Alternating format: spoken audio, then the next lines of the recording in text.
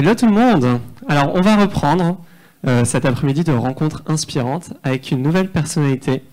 Donc Raphaël Dinelli. Raphaël est navigateur, pilote, éco-concepteur et porte des projets très innovants. Et pour faire un peu rencontre avec la salle, je vais te poser une première question. Est-ce que c'est mieux de traverser l'Atlantique en voilier ou en bateau ou en avion solaire? Alors en avion, je ne l'ai pas fait encore. Déjà en avion, c'est plus rapide. Parce que le bateau, ça reste encore un mode de déplacement assez long. Mais toi, tu l'as déjà fait, du coup, la Transat. Oui, moi j'ai gagné la Transat Jacques Vabre, j'ai fait 3e à la Route du Rhum. Et puis là, bientôt, il va y avoir la Route du Rhum, là, dans un mois et demi. Là, donc, oui, mais bon, c'est pas très éloigné. Piloter un bateau de course ou un avion de prototype, il y a beaucoup de choses en commun. Dans tous les cas, il faut savoir gérer tous les imprévus.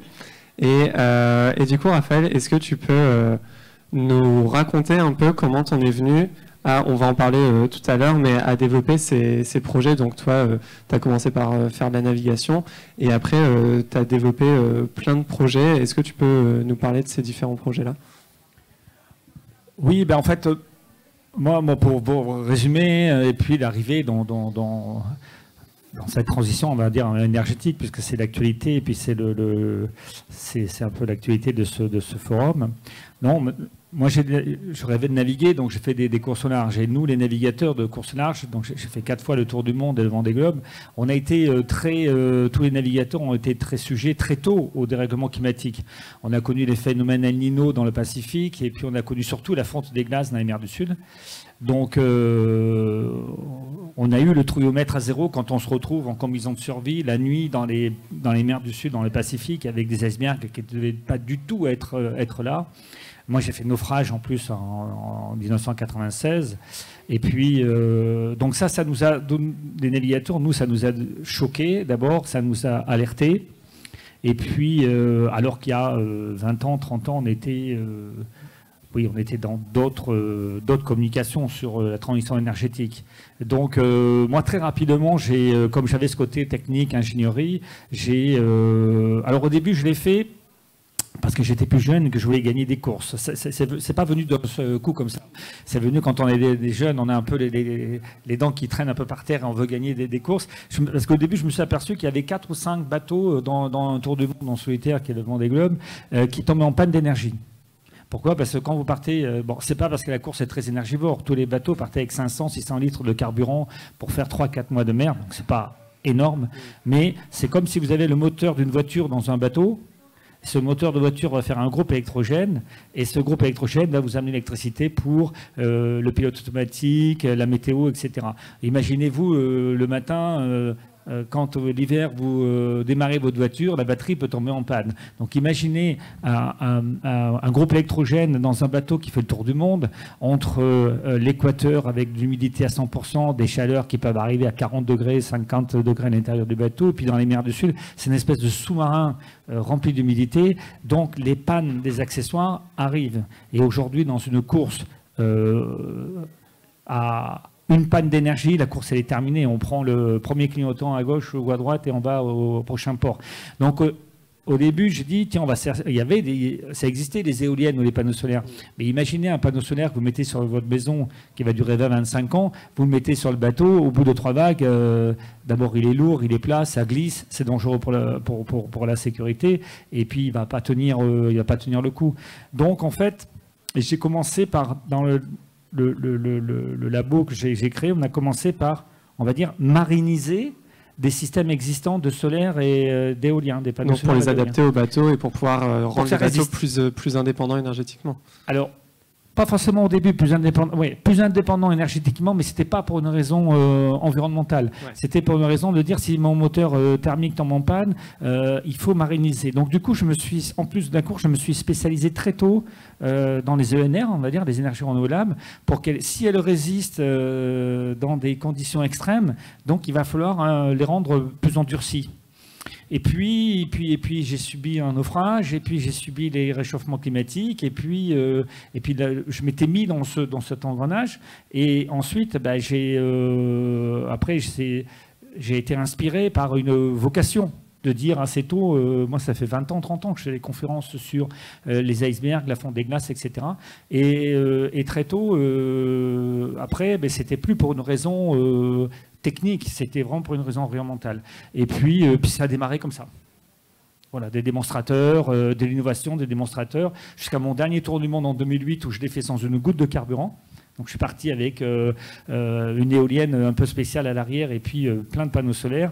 Et puis j'ai fait 10e sur cette course, mais alors ça a été laborieux parce que mes panneaux solaires n'étaient pas encore si au point que ça. Et j'avais des diodes qui se court-circuitaient et j'ai failli prendre feu plusieurs fois. Et j'étais à l'intérieur du bateau, je changeais mes diodes, c'était une espèce d'échiquier avec des dalles solaires. Et quand je suis arrivé au port, j'ai fait ma place. Avec les équipiers, j'ai dit il faut vite, vite, vite qu'on enlève tous les panneaux, sinon le bateau va prendre feu. Ça va cramer. Ouais. Voilà. Mais ça a donné un sens parce que le fait d'avoir fait le tour du monde et d'avoir mis ces systèmes dans des conditions extrêmes, très rapidement après, voilà, cette transition, elle a commencé à démarrer vraiment, ça s'est accéléré. Et puis après, on a réalisé... C'était en 2008, c'est ça? Oui, alors 2008, 2010. Bon, après, c'est pour ça que j'ai été appelé pour faire des démonstrateurs pour la SNCF. Guillaume Pépi nous avait demandé de faire le toit solaire d'un train qui fonctionnait. On a le grand emprunt, l'ancienne gouvernance, on avait gagné l'appel d'offres pour faire le toit solaire d'un camion du futur. Voilà, on a un travail pour Peugeot, on travaille pour Renault. En fait, on a travaillé pendant 4-5 ans après. Moi, j'ai dit, bon, j'arrête la voile. Et puis, on a fait des démonstrateurs pour des partenaires de rang 1. Et j'avais toujours un rêve, c'était de dire, bon, au bout de 20-25 ans de voile, j'ai dit, j'ai un rêve, j'ai dit, il faut passer, je voulais voler, quoi. Donc, je suis devenu pilote d'essai.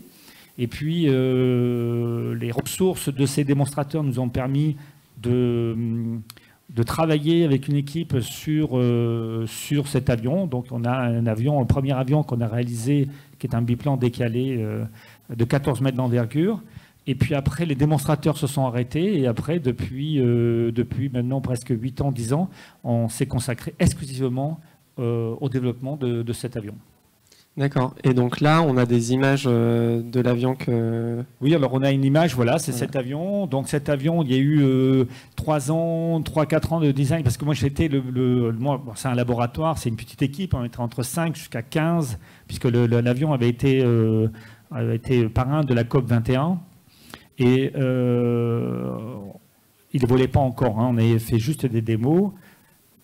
Et on avait Airbus à l'époque avec Didier Esten, le pilote, qui lui, avec son avion électrique, on était les deux projets. Nous, on ne s'appelait pas Airbus. La différence entre l'avion l'IFAN d'Airbus, c'est que lui, c'était un avion électrique où il stockait l'énergie dans les batteries, donc il avait 10 minutes, 15 minutes d'autonomie. Et nous, cet avion, c'était un avion 100% à traction électrique.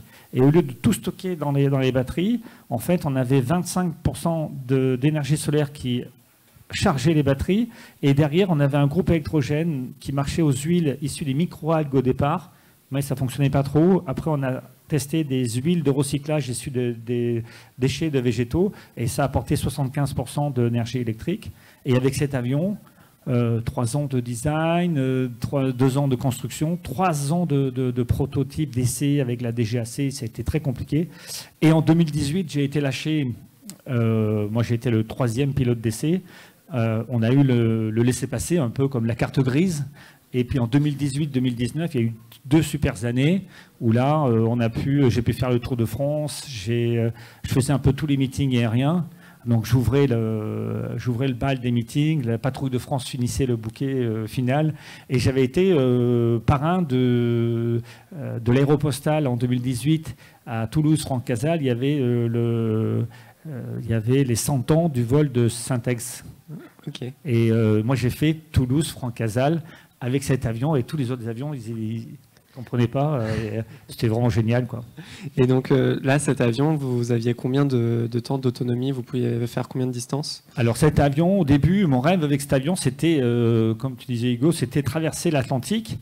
Mais en fait, on était un peu trop gourmand, puisque c'était vraiment les débuts. Et j'ai quand même fait des records d'altitude et d'autonomie. En fait, j'ai volé plus de 10 heures à plus de 10 000 pieds, sans oxygène. Donc j'arrivais à voler dès le lever du jour et j'atterrissais en fin de journée. Mais en fait, on arrivait aux limites de l'avion parce que je n'aurais pas pu voler 4 jours dans cette machine. D'abord parce que j'étais à moitié couché. Au bout de 10 heures, c'était très dur physiquement. On aurait pu traverser la Méditerranée. Le truc, c'était traverser la Méditerranée sur les traces de Roland Garros. Et puis en 2020, on a été frappé par, comme tout le monde, par le Covid. Et puis dans l'aviation, tout s'est arrêté. Donc à la fin du premier confinement, j'avais un peu des fourmis dans les jambes. Donc fin mai 2020, c'est là où j'ai fait ce record d'altitude, longitude. Ensuite, en septembre 2020, là, il y a juste 2 ans, jour pour jour quasiment, les copains suisses, hein, Bertrand Piccard, Raphaël Danjean, il y a aussi Jean-François Clairvoy, l'ancien astronaute français, Jacques Rougerie. On est un petit groupe qui font de la promotion de l'aviation verte. On avait organisé le premier raid d'avion électrique Genève-Aix-en-Provence et j'étais invité à Genève. Moi, j'ai dit les copains, je ne peux pas partir à Genève parce que cet avion, il a peu de puissance et pour aller en montagne, il faut de la puissance pour éviter les rabattants. Dans la vallée du Rhône, il peut y avoir du Mistral. Donc, j'ai dit, je vous rejoins à Aix et on fera un show là-bas.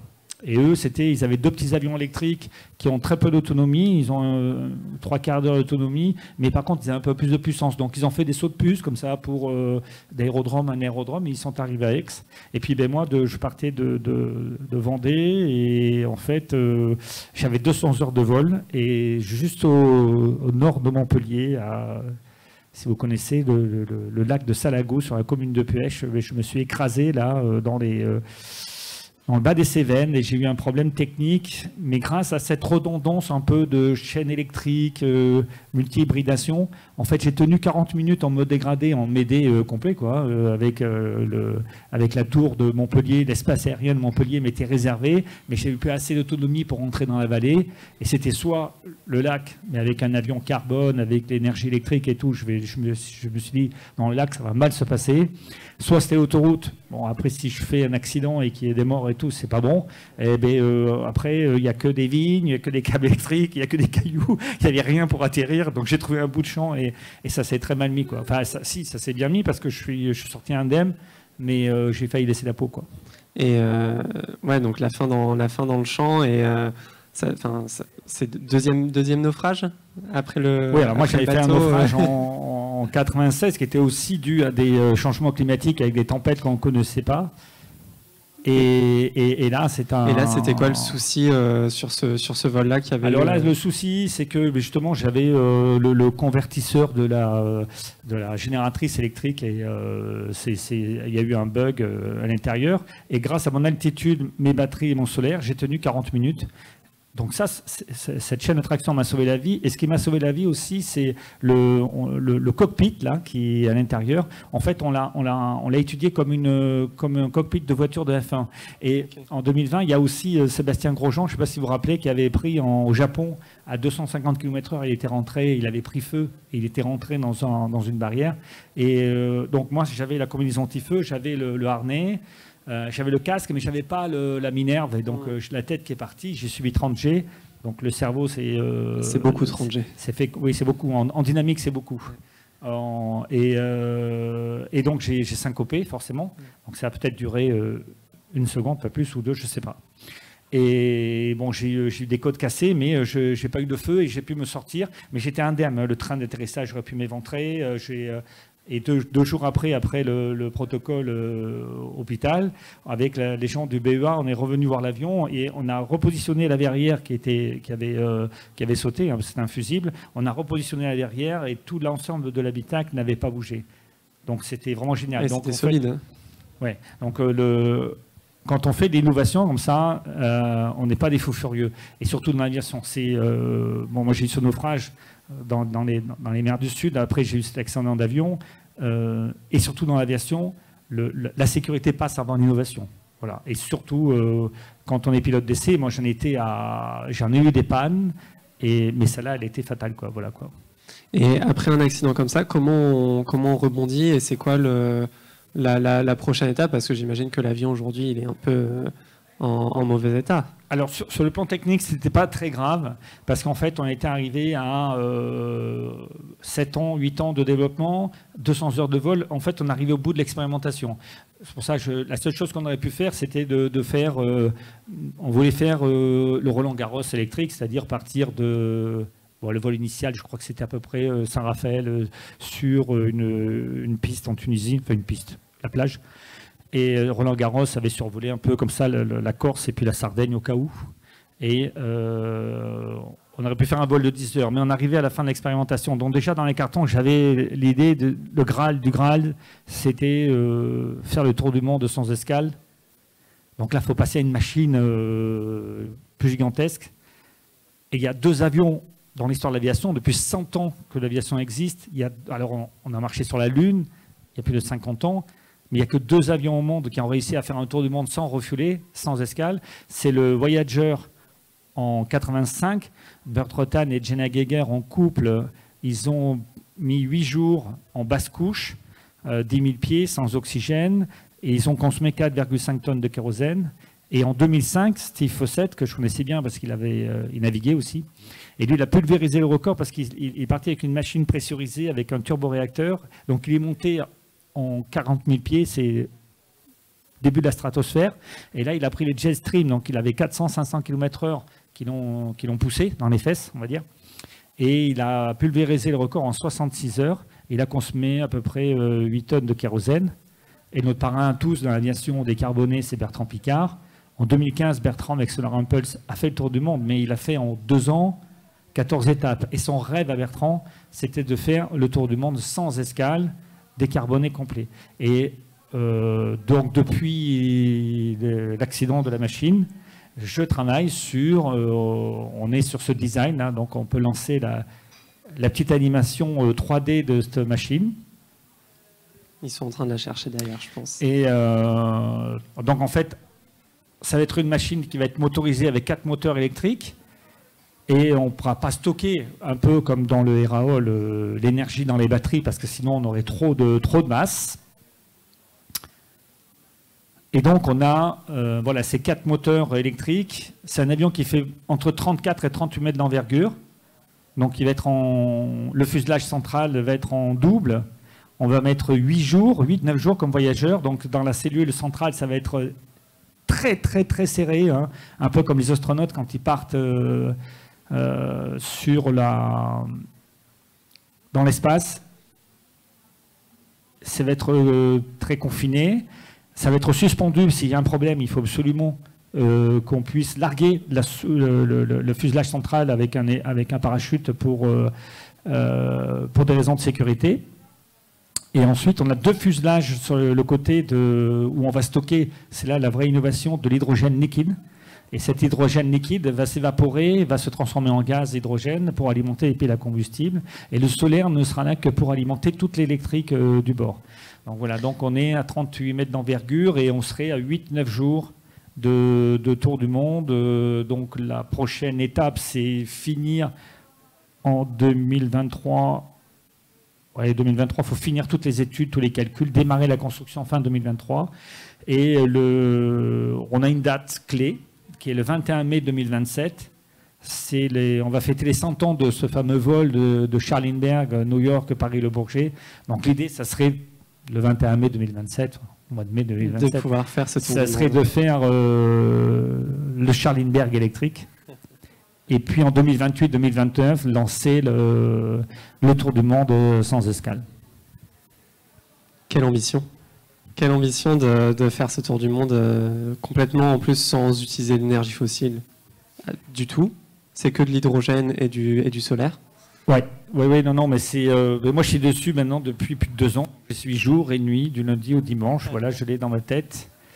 Et dans le cœur. Et il faut aller au bout malgré les vents, les marées, comme on dit, les tempêtes. Voilà, ça va se faire. Est-ce qu'il y a des questions dans la salle? Moi, je sais que j'en ai une. Je la pose, je vous laisse y réfléchir.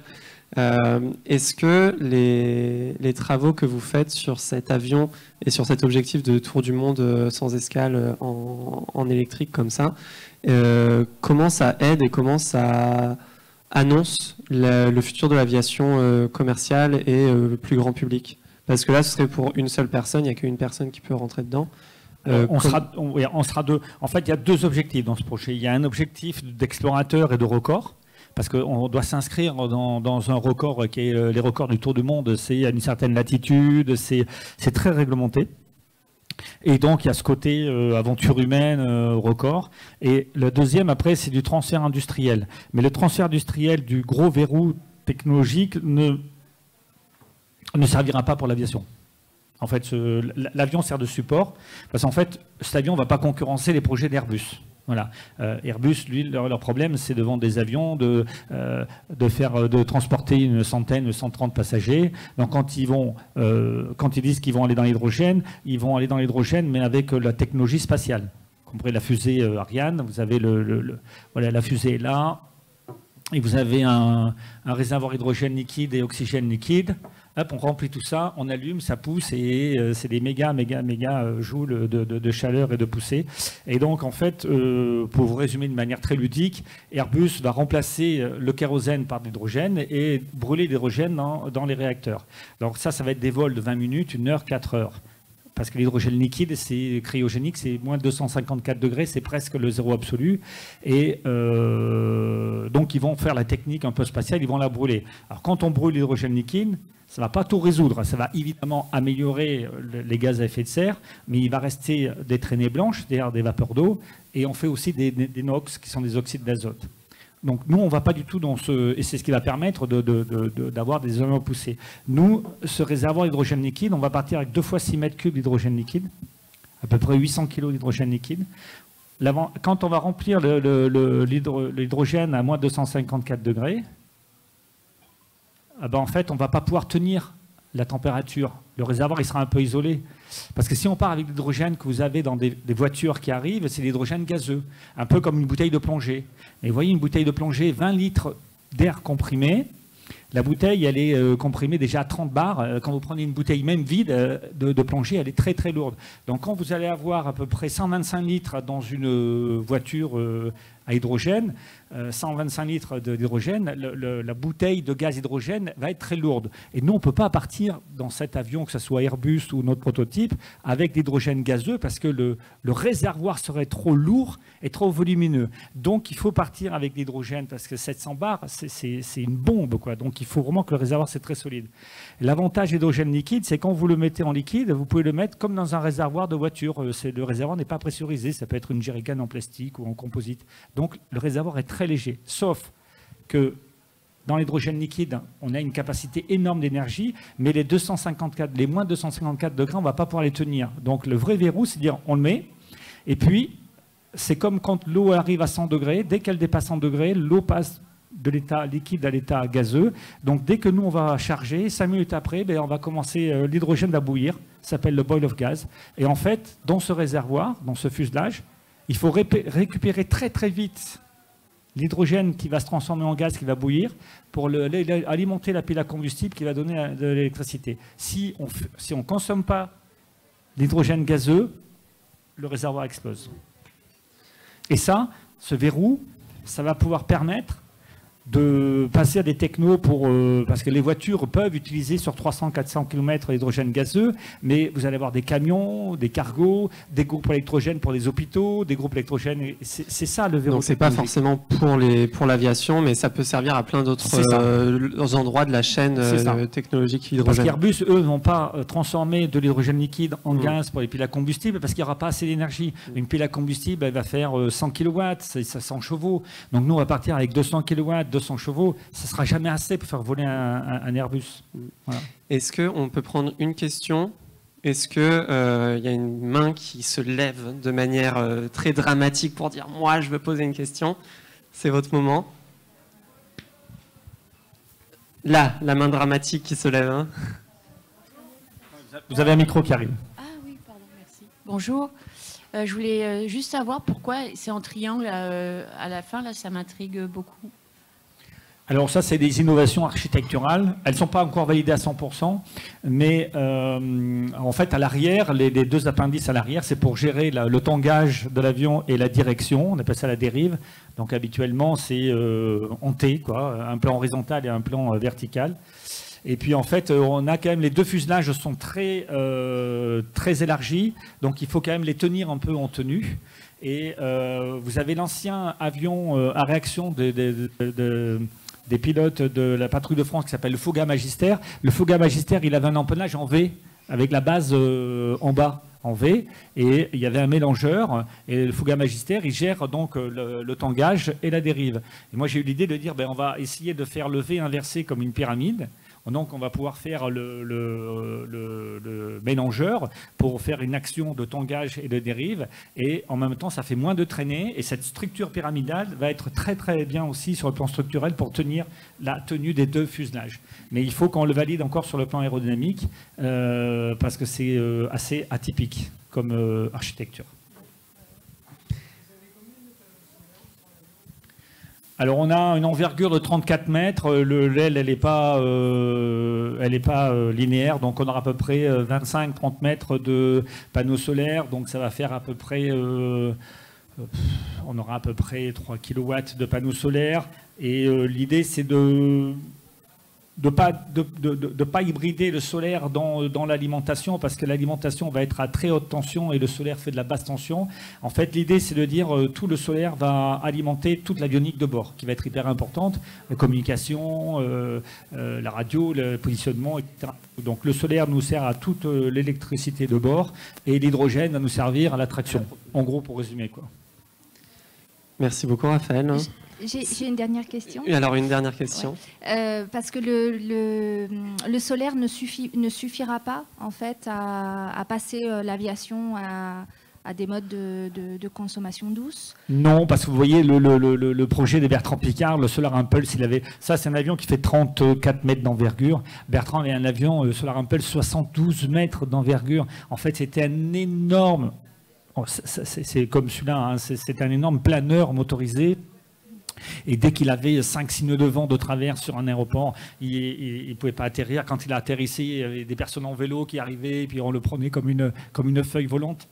Donc il était extrêmement léger, extrêmement fin, pour consommer le moins possible c'est comme on dit dans le bâtiment, etc. Hein, l'énergie, avant de la consommer, il faut isoler les bâtiments. Mais dans l'aviation, c'est pareil. Plus vous faites comme dans la nature, plus l'oiseau, plus l'avion est fin et léger, moins il va consommer l'énergie. Et même Bertrand, qui était arrivé, je crois qu'on ne pourra pas faire mieux en avion hyper léger, ne pouvait faire 5-6 jours de vol, mais pas plus. Et peut-être une question bête, mais pourquoi pas l'éolien? Parce que je suppose que là-haut, vous avez beaucoup de vent. Et l'éolien ne serait pas une énergie qui pourrait alimenter l'avion? Alors, l'éolien, il est intéressant quand il y a du vent et quand on est en statique, c'est-à-dire on prend un vent de face. C'est-à-dire, par exemple, il n'y a pas de vent, vous êtes à vélo, vous ne sentez pas de vent. Vous commencez à rouler, vous avez un vent de face. Donc, quand nous, on est sur des projets comme ça, il vaut mieux avoir du vent arrière que du vent de face. Si vous avez du vent de face, si on vole à 100 km/h et qu'en altitude, vous avez 50-80 km/h, au sol, ça ne fait que 20 km/h. Donc là, ce n'est pas 8 jours qu'il faut, c'est 3 mois. Donc en fait, il faut avoir des vents arrière. Et après, le problème, c'est que si vous utilisez... Beaucoup de fois, on nous a posé des questions comme ça sur les voitures, sur les trains. Pourquoi on n'utilise pas ce vent de face, de vitesse? Parce qu'en fait, rien n'est gratuit dans l'énergie. Cette énergie que vous pouvez récupérer vous amènerait plus de traînées. Voilà, il faut que ce soit vraiment une éolienne pour que ça marche. Voilà. Et l'éolienne, elle a un rendement, elle fait une traînée, etc. Mais moi, si je mets, imaginons même que j'ai ce vent de face sur l'avion, les hélices, elles sont là pour tracter. Un moteur électrique, parce que moi j'avais réfléchi à utiliser l'énergie du moteur électrique en descente pour faire une éolienne. Un moteur électrique, il est réversible. C'est-à-dire, je lui donne de l'énergie, il va m'alimenter le tambour de ma machine à laver. Mais si c'est moi qui tourne la machine à laver, le tambour, il est réversible, il fabrique de l'énergie. En fait, il est réversible. Un coup, il est éolienne, un coup, il est tracteur, un coup, il est moteur. Donc moi, j'avais eu l'idée de dire... au lieu de mettre des aérofreins, etc., quand je suis en descente, j'inverse les moteurs électriques. Mais comme font les voitures aujourd'hui, il y a des voitures, et c'est issu des 24 heures du Mans, il y a des voitures électriques. Aujourd'hui, quand vous freinez, on récupère l'énergie cinétique, le moteur... alors ça, c'est bien sur les voitures de course, ou sur les voitures de monsieur et madame tout le monde, mais moi, c'est peut-être à cause de ça que je suis tombé en panne, en fait, parce que en aviation, si d'un seul coup, l'hélice, elle est là pour tracter, et que, en fait, d'un seul coup, elle s'est mise dans l'autre sens, elle a fait un frein, si jamais il y a un bug, c'est votre vie qui qui est en danger. Donc, voilà, il y a plein d'innovations, mais avant qu'elles soient sécurisées, ces innovations, il faut faire beaucoup d'essais avant que ça arrive sur les voitures, les turbos, les freins, les ABS et tout ça. Tout ça, ça avait été testé dans les voitures de compétition, et nous, c'est ce qu'on fait sur les avions prototypes, mais avant, il faut se prendre des pelles, il faut avoir des accidents, il faut faire des essais, et malheureusement, c'est comme ça. Donc, pour conclure, toi, on te souhaite de faire ta transat en avion solaire d'ici 2027. Mais alors nous, je ne serai pas seul. Hein. Eh ben, avec toutes les équipes. Mais nous, il va falloir attendre encore un petit peu. Merci beaucoup, Raphaël. Merci Hugo, d'avoir merci été à une vous. rencontre inspirante. Et on se retrouve dans 2 minutes.